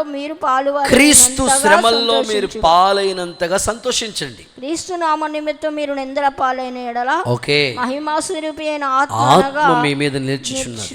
కాబట్టి మీరు ధన్యులు. ఎవరైనా క్రైస్తవుడైనందుకు బాధపడొద్దు. ఆ పేరును బట్టి దేవుణ్ణి మహిమపరచండి. దేవుని బిడలకి వచ్చుచున్న శ్రమల గురించి మాట్లాడుతున్నా. ఏంటి నాకు అన్నీ ఒకదాని తర్వాత ఒకటి శ్రమలు వచ్చేస్తున్నాయి గారు, శోధనలు ఎక్కువైపోతున్నాయండి, కష్టాలు ఎక్కువైపోతాయి. బైబిల్ అంటుంది మహిమా స్వరూపేగా ఆత్మ మీ మీద నిలిచినట్లుగా ఈ శ్రమల్లో దేవుడు మిమ్మల్ని పుటం వేస్తున్నాడు. ఇప్పుడు షడ్రక్ మేషక్ అబేద్నెగోలు ఉన్నారు. వాళ్ళకి అగ్నిగుండం వాళ్ళకి ఎదురైంది. దేవుడు దాన్ని ఆహ్లాదంగా మార్చాడు. అయితే ఆ శ్రమలో వాళ్ళు నిలబడ్డారు కదా. ఇప్పుడు ఆ శ్రమలో వాళ్ళు నిలబడినందుకే ఆ దేశపు రాజు వీళ్ళ దేవుడే పూజారుడని ప్రకటించాడు.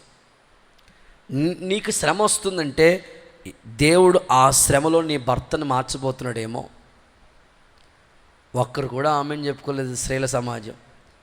మీకొచ్చుచున్న శ్రమలో మీ భర్తని మీ ద్వారా రక్షించడానికి ఆ శ్రమ పెట్టాడేమో. ఒక దైవజనుడు ఇలా అన్నాడు, నాకే ఎందుకు ఈ శ్రమలు, నాకే ఎందుకు శ్రమలు అనుకుంటారంటే చాలామంది. ఎందుకో తెలుసా నీకు శ్రమలు? నీ ద్వారా నీ దేవుడు ఎంత గొప్పవాడో నీ ప్రజలకు తెలియచేయటానికి. స్తోత్రం అని ఒకసారి. అక్కడ వరకు షడ్రక్ మేషక్ అబేద్నెగోల గురించి పెద్దగా ఎవరికి తెలియదు. ఆ శ్రమలో వాళ్ళు నిలబడినందుకే కదా దేశానికి రాజు వీళ్ళ దేవుడే దేవుడు అని చెప్తున్నాడు. శ్రమ నీ దేవుని గొప్పతనం తెలియచేయటానికి. కనుక నువ్వు ఆ శ్రమలో నిలబడితే ఖచ్చితంగా మహిమ కలిగిన కార్యాలు, స్థిరపడే జీవితం అన్నీ నీకు ఇస్తాడు దేవుడు. శ్రమ లేకుండా కిరీటం లేదు, సిలువ లేకుండా సింహాసనం లేదు. అర్థమవుతుందా? సిలువ ఉండాలి, సింహాసనం ఉండాలి, శ్రమ ఉండాలి, కిరీటం ఉంటుంది. బైబిల్ అదే చెప్తుంది, శోధన సహించేవాడు ధన్యుడు, వాడికి దేవుడు జీవ కిరీటాన్ని ఇస్తాడని చెప్పాడు. శ్రమలో దేవుడు ఖచ్చితంగా మనకు తోడుంటాడు. యేసు నామములో అట్టి కృప మనకు అనుగ్రహించునుగాక. చూడండి, అపోస్తుల కార్యాల గ్రంథం 14:22 14:22. అనేక శ్రమలు అనుభవించి దేవుని రాజ్యంలోకి వెళ్ళే అర్హత ఏంటో తెలుసా? ఒకటి కాదంట. అయ్యగారు ఇప్పుడు నేను ఒకటే పడుతున్నానండి, ఇంకా ఉన్నాయండి. బైబిల్ అంటుంది అనేక శ్రమలు అనుభవించి దేవుని రాజ్యంలోకి మనం వెళ్ళాలంట. దేవుని దగ్గర మనకి ఒక పరీక్ష ఏమిటంటే శ్రమే. అనేక శ్రమలు అనుభవించి దేవుని రాజ్యంలోకి మనం చేరుకోవాలి. ఓ సందర్భం మీకు చెప్తాను. ఇక్కడే మనకి ముక్కావల అనే ఊరు దగ్గరలో నేదునూరు అనే ఒక ఊరు ఉంది. మేము అప్పుడు ఈ రెడ్ బ్రిడ్జ్ దగ్గర సేవ చేస్తూ ఉన్నప్పుడు మనం ఎర్రవంతుని దగ్గర సేవ జరుగుతుంది. మేబీ ఒక 7 years 8 years అయిపోయి ఉంటుంది ఈ సిచ్యువేషన్ జరిగి. చిన్న అద్దింట్లో వాళ్ళు సేవ చేస్తూ ఉన్నారు. భార్య, 3 పిల్లలు, కుటుంబం అంతా చక్కగా నడిపించబడతా ఉన్నారు. వాళ్ళు కాకినాడ హాస్పిటల్కి వెళ్ళాలని వాళ్ళ కుటుంబంలో ఎవరికో బాగోకపోతే చూసి పలకరించి వద్దామని అనుకున్నారు. వాళ్ళు ఏమనుకున్నారు, ఇట్లాగా యానం నుంచి ఇలాగెళ్తే దూరం లాంగ్ అయిపోతుంది, అట్లాగా అలా సిరిపల్లి, ముక్తేశ్వరం, రేవు, కోటిపల్లి దాటితే అట్నుంచి ద్రాక్షారం అట్లా కాకినాడ ఈజీ షార్ట్ కట్లో వెళ్ళిపోదాం అనుకుని ఆలోచించి ఆ ఎక్సెల్ ఉంటుంది కదా, టీవీఎస్ ఎక్సెల్, ఆ ఎక్సెల్ బైక్ తీసుకుని భార్యాభర్తలు ఇద్దరూ బండి మీద రేవు దాటి కాకినాడ వెళ్ళారు. ఏ పనులుంటే చూసేసుకుని హాస్పిటల్లో ఉన్న వాళ్ళని పలకరించేసి మళ్ళీ తిరిగి వచ్చేస్తూ ఉన్నారు. వచ్చేటప్పుడు కూడా కంగారుగానే 7 అయితే పంటి దాటిపోతుందేమో, నేను అదే చెప్తుంటా, తొందర ఎక్కువ ఉండకూడదు మనకి. 7 అయితే పంటి దాటి గబగబా బయలుదేరేది, ముందుగా బయలుదేరి ఉండేది కదా, 4 గంటలు బయలుదేరితే త్వరగా వచ్చేసేవారు. లేటుగా బయలుదేరి ఇప్పుడు ఫాస్ట్గా వెళ్ళిపోదామంటే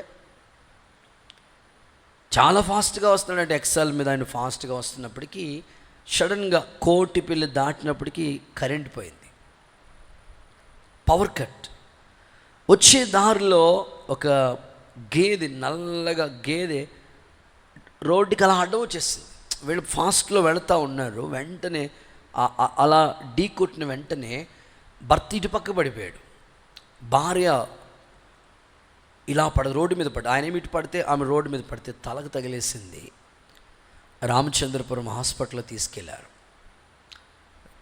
కొద్ది క్షణాలు మాత్రమే ఉండి చనిపోయింది ఆమె. సో ఇటు వచ్చేద్దామని, షార్ట్ కట్లో వచ్చేద్దామని వాళ్ళు ప్రయత్నం చేసి ప్రమాదం, శ్రమ అంటే చెప్తాను, ప్రమాదం వాటిల్లింది. చూడాలి వాళ్ళకి వచ్చిన శ్రమ గురించి. వాళ్ళ కుటుంబాన్ని పలకరిద్దామని వెళితే వాళ్ళు చెప్తున్నారు, బరియల్ కార్యక్రమం అంతా అయిపోయింది, పిల్లలు ఉన్నారు, తల్లి లేదు. ఇప్పుడు ఆయన ఆ పిల్లల్ని చూసుకోవాలి, అక్కడ సేవను చూసుకోవాలి, చాలా శ్రమలో ఉన్నాడు, అర్థం కావట్లేదు. సరే, ఇటు ప్రక్కన వాళ్ళ భార్య వైఫ్ అంటే వాళ్ళ అత్తమ్మల తరపు వాళ్ళ బామ్మర్దులు అందరూ కలిసి, సరే బావ ఎలాగ ఈ పిల్లలతో పడతాడు, ఈ సేవ ఎలా జరుగుతుంది, సరే మనం సపోర్ట్గా ఉందామని అప్పుడు ప్రమాదం అనేది అనుకుని జరిగేది కాదు కదా, అనుకోకుండా జరిగే సంఘటన అది. ఎప్పుడు ఎలా జరుగుతుందో తెలియదు. ఆ సంఘటన ఎప్పుడైతే వాళ్ళ జీవితంలో ఎదురైందో వీళ్ళు సపోర్ట్గా నిలబడి ఆ సేవ, పాడైపోతున్న సేవ మరలా తిరిగి కట్టబడాలి. శ్రమ అంటే చెప్తున్నాను, ఎలాంటి సిచ్యువేషన్ వచ్చిందో తెలుసండి. వాళ్ళ బామ్మర్దులు, వాళ్ళ అత్తగారు, వాళ్ళ మావయ్య, వాళ్ళందరూ ఏకమైపోయి నా కూతుర్ని నువ్వే చంపేసావని కేసు పెట్టారు. శ్రమ అంటే చెప్తున్నాను. వచ్చేవాడు తిన్నంగా రాకుండా అంత స్పీడ్గా ఎవరు రమ్మన్నారు, నేను ప్రమాదం. అసలు చీకట్లో అట్లా కరెంట్ పోవటం ఏంటి, నల్లగా ఉన్న గేదెని గుద్దేయటం ఏంటి, స్పాట్లో ఆమె చనిపోవడం, ఎంత దారుణమైన పరిస్థితి. ఇప్పుడు ఆ శ్రమలో ఇంచుమించు ఒక 2 years 2 సంవత్సరాలు నలిగిపోయాడండి ఆయన. మేము ఎప్పుడైనా ఆ సమస్య తెలిసినప్పుడు అటువైపు వెళ్తే ఆగి పలకరించి ఓదార్చి దేవుడి మాటలు చెప్తూ వస్తూ ఉండేవాడు. శ్రమలో కొన్నిసార్లు మనకి అనుకోని సంఘటనలు మనకి ఎదురై శ్రమల మధ్యలో ఉంటాం. కానీ నేను అంటాను, సంఘం దేవుడిది, పరిచర్య దేవుడిది, మనం దేవుని ప్రజలం. సాతానుగాడు ఎన్ని విధాలుగా ఇలాంటి శోధనలు, శ్రమలు గుండా తీసుకెళ్ళినా ప్రభు శ్రమలో మనకి తోడై ఉండి తప్పించే మార్గం చూపిస్తాడు. దేవుడి దయ వల్ల వాళ్ళ పిల్లలు ఎదిగొచ్చారు, కుటుంబం అంతా సెట్ అయింది. ఆ సేవ మరలా తిరిగి దేవుడు కట్టాడు. చప్పట్లు కొడుతూ ఒకసారి యేసయ్యకి మహిమ చెల్లిద్దాం. ఈ రాత్రి నేను చెప్పగలిగిన మాట, నువ్వు పడుతున్న నీ భర్త ద్వారా శ్రమ వస్తుందేమో, నీ కుటుంబంలో నీ ఇంటి వారి ద్వారా, నీ బంధువుల ద్వారా ఏ శ్రమను ఎదుర్కొంటున్నావు, కొంతకాలమే. కొంచెం కాలం నువ్వు శ్రమ పడితే దేవుడు నిన్ను స్థిరపరుస్తాడు. యేసు నామములో అట్టి కృప నీకు అనుగ్రహించునుగాక. చివరి అనుభవాలు చెప్తాను. మూడవది మత్తయి సువార్త 25వ అధ్యాయం 21వ వచనం. 25, 21. అతని యజమానుడు బలా నమ్మకమైన మంచి దాసుడా, నీవు ఈ కొంచెంలో నమ్మకంగా ఉన్నావు కదా, నిన్ను అనేకమైన వాటి మీద నియమిస్తాను. చాలు. మూడవదిగా కొంచెంలో నమ్మకంగా ఉండాలి. అందరూ చెప్దాం ఈ మాట. ఎలా ఉండాలంటే కొంచెమే దేవుడు నీకు ఇచ్చేది. ఫస్ట్ కొంచెమే ఇస్తాడు. శాలరీ కొంచెమే ఇస్తాడు. ఉద్యోగం చిన్నదే ఇస్తాడు. స్టడీస్లో కూడా కొంచెమే దేవుడు కొద్దిగానే చేస్తాడు. ఫస్ట్ ఆ ఉన్న కొంచెం ఏం చేయాలి తెలిసి, నువ్వు నమ్మకంగా ఉండగలిగితే అనేకమైన వాటి మీద దేవుడు నియమిస్తాడంట. హల్లెలూయా. కొంచెం ఇస్తాడు. జస్ట్ దేవుడు ఇచ్చేది నీకు ఫస్ట్ కొంచెమే ఇస్తాడు. నువ్వు కష్టపడుతున్నావు, ఓ చిన్న శాలరీ అంటే 10,000 జీతం ఇస్తాడు. ఫస్ట్ కొంచెం చిన్నది ఇచ్చాడు నీకు. ఆ కొంచెంలో నువ్వు ఎంత నమ్మకంగా ఉంటావో దేవుడు చూస్తాడు. ఓకే, జెన్యున్గా ఉన్నావా, ఇంకొకసారి హెచ్చిస్తాడు. అలాగలా కొంచెంలో ఉన్నదాన్ని బట్టి అలాగ దేవుడు దీవించడం మొదలు పెడతా ఉంటాడు. బైబిల్ ఏమంటో తెలుసా? నమ్మకమైన వారికి దీవెనలు మెండుగా వస్తాయి. నువ్వు కొంచెంలో నమ్మకంగా ఉన్నావా, దీవెనలు ఖచ్చితంగా దేవుడు నీకు ఇస్తాడు. మన పరిచర్య గురించి ఏదైనా కార్యక్రమం జరిగితే ప్రతిసారి సిబిసి జరిగిందా, రోజుకే వాటర్కే అవుతూ ఉండేది చాలా డబ్బులు. వంటకి వాటర్ కొనాలి, తాగటానికి డ్రింకింగ్కి వాటర్ కొనాలి. సో 3 రోజులు మీటింగ్ అయితే వాటర్కి చాలా డబ్బులు ఖర్చు పెడతా ఉండేవాళ్ళు. రెగ్యులర్గా వాటర్కి చాలా డబ్బులు ఖర్చు పెడతా ఉండేవాళ్ళు. ప్రార్థన చేస్తూ వచ్చాం, ప్రభా సంఘంలో ఎవరో ఒకరు నమ్మకస్తులు లేకుండా అయ్యా, దేవుని పని కోసం నువ్వు ఏదో అద్భుతం చేయాలి. ఓ తల్లి వచ్చింది, మామూలుగా చూసింది, ఇక్కడ చూసి పరిచర్య అంతటిని చూసి ఆమె తల్లి అనుకుందంట, మాకు ఒక చిన్న వాటర్ ప్లాంట్ ఉంది కదా, వీళ్ళకి ఇచ్చేద్దాం అనుకుని ఆ తల్లి దేవుని పరిచర్య నిమిత్తమే వాటర్ ప్లాంట్ పంపించేసింది. దేవుడికి స్తోత్రం. దేవుడు అలాగ ఒక్కొక్క సందర్భంలో ఒక్కొక్క నమ్మకస్తుల్ని దేవుడు లేపుతా ఉన్నాడు. కరెంటు పోతే జనరేటర్ విషయంలో ఒక్కరిని, అలాగ దేవుని యొక్క పరిచయంలో మ్యాట్స్ విషయంలో ఒక్కొక్కరిని ఆ సమయానికి నమ్మకస్తుల్ని దేవుడు ఆ పని కోసం అలా ఎంపిక చేసుకుంటా ఉన్నాడు. నేనంటాను, ఈ పరిచయంలో నువ్వు ఎంత నమ్మకంగా ఉంటున్నావో ఆ నమ్మకత్వాన్ని బట్టి దేవుడు నిన్ను మెండుగా ఆశీర్వదించునుగాక. ఎప్పటి వరకు ఉండమంటారు ప్రభువా? ప్రకటన గ్రంథం 2వ అధ్యాయం 10వ వచనం చూడండి. మరణం వరకు నమ్మకంగా ఉండు, నేను నీకు జీవ కిరీటం ఇస్తాను. అంటే దేవుడులో ఉన్న నమ్మకత్వం ఎప్పటి వరకుని? 1 వారమా, 2 వారాలా, 1 సంవత్సరం గట్టిగా భక్తి చేద్దామా? కాదు కదా. మరణం వరకు నువ్వు ఆ నమ్మకత్వాన్ని కాపాడుకుంటే దేవుడు నీకు ఖచ్చితంగా జీవ కిరీటం ఇస్తాడు. కొన్నిసార్లు నమ్మకత్వం విషయంలో చాలామంది కొంతకాలం నమ్మకం ఉంటారు, రాను పర్లేదులే, ఏం పర్లేదులే అనుకుని ఆ నమ్మకత్వాన్ని అలాగ మిస్ చేస్తారు. కాదు, ఎప్పటికీ మన నమ్మకత్వాన్ని కాపాడుకోవాలి. విశ్వాసులుగా, ఆత్మీయులుగా మీరెప్పుడు మీ నమ్మకాన్ని బట్టే దేవుడు మిమ్మల్ని దీవించడం మొదలు పెడతాడు. ప్రతి విషయంలో నమ్మకత్వాన్ని దేవుడు చూస్తాడు.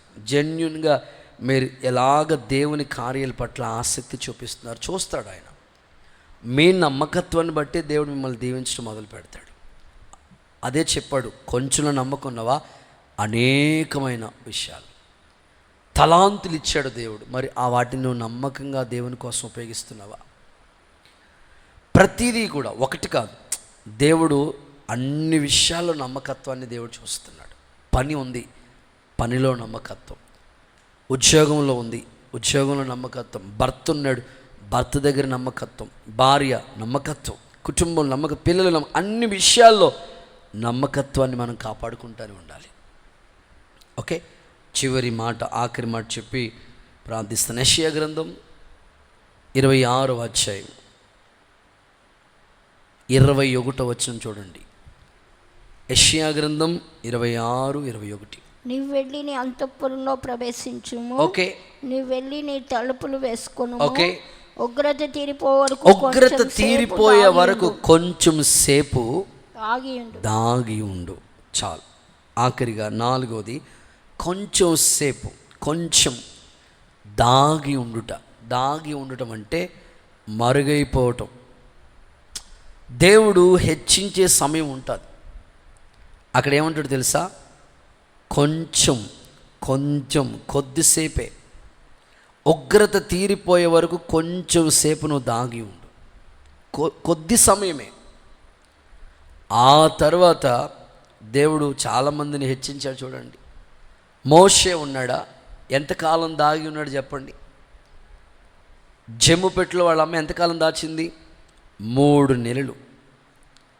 అక్కడి నుంచి అరణ్యంలో తన యొక్క ప్రయాణం 40 years వచ్చే వరకు అలాగే మరుగైన పరిస్థితి. దేవుడు ఒక సమయం తీసుకొచ్చాడు, అంతే, ఇశ్రాయేలుకి నాయకుడిగా నియమించేశాడు. అసలు ఎంత ఆశ్చర్యమైన కార్యం అది. అసలు యోసేపు ఉన్నాడు. దేవుడు 17వ సంవత్సరంలో కలలు ఇచ్చాడు. 30వ సంవత్సరంలో తనకి ఆ కలల నెరవేర్పు. 13 సంవత్సరాలు దేవుని దగ్గర వెయిటింగ్ మాట, దాగి ఉండటం. అబ్రహాం, నేను చూపించే దేశానికి వెళ్ళు. 75వ సంవత్సరంలో వాగ్దానం, 100వ సంవత్సరంలో, అంటే ఈ 25 సంవత్సరాలు ఆగా ఎదురు చూడటమే. బైబిల్లో ఈ మాట ఉంది కదా, దేవుడు తగిన సమయం మిమ్మల్ని హెచ్చించినట్లు ఎక్కడ ఉండాలంటే మనం ఆయన చేతి క్రింద దీన మనస్కులే ఉండండి. పేతురు రాసిన మొదటి పత్రిక 5వ అధ్యాయం 6వ వచనం మీ తర్వాత చదువుకోండి. 5:6లో కొంత దేవుడు హెచ్చించే వరకు ఆయన చేతి క్రింద దాగి ఉండాలి మనం. అప్పుడు ఖచ్చితంగా దేవుడు ఆశీర్వాదం నీ ఇంటి మీద ఉంటుంది, నీ తల మీద ఉంటుంది. ఆ సమయం అయిపోతే ఖచ్చితంగా దేవుడు నీకు ఇవ్వాల్సిన ఆ ప్రమోషన్ అయినా, ఉద్యోగమైనా, చేతి పని అయినా, ఏదైతే నువ్వు ఆశపడుతున్నావో అది నీకు ఇచ్చాడు. ఇంకేమని రాశాడు తెలుసా? దాచి ఉంచిన మేలు ఎంతో గొప్పది. ఇస్తాడు దేవుడు. అయితే నువ్వు కొంతకాలం అలా దాగి ఉండాలి. ఓ టైం వస్తుంది, అప్పుడు దేవుడు నేను హెచ్చిస్తాడు.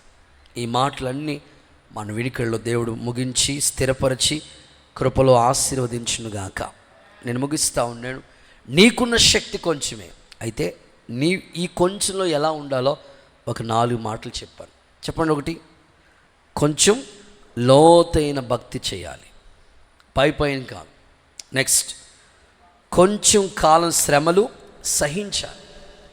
3rd one, కొంచెంలో నమ్మకంగా ఉండాలి. 4th one, కొంచెం సేపు దాగి ఉండాలి.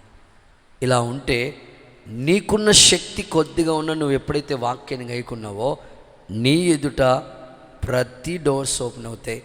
యేసయ్య అట్టి కృప నీకు అనుగ్రహించునుగాక. అందరూ మోకరి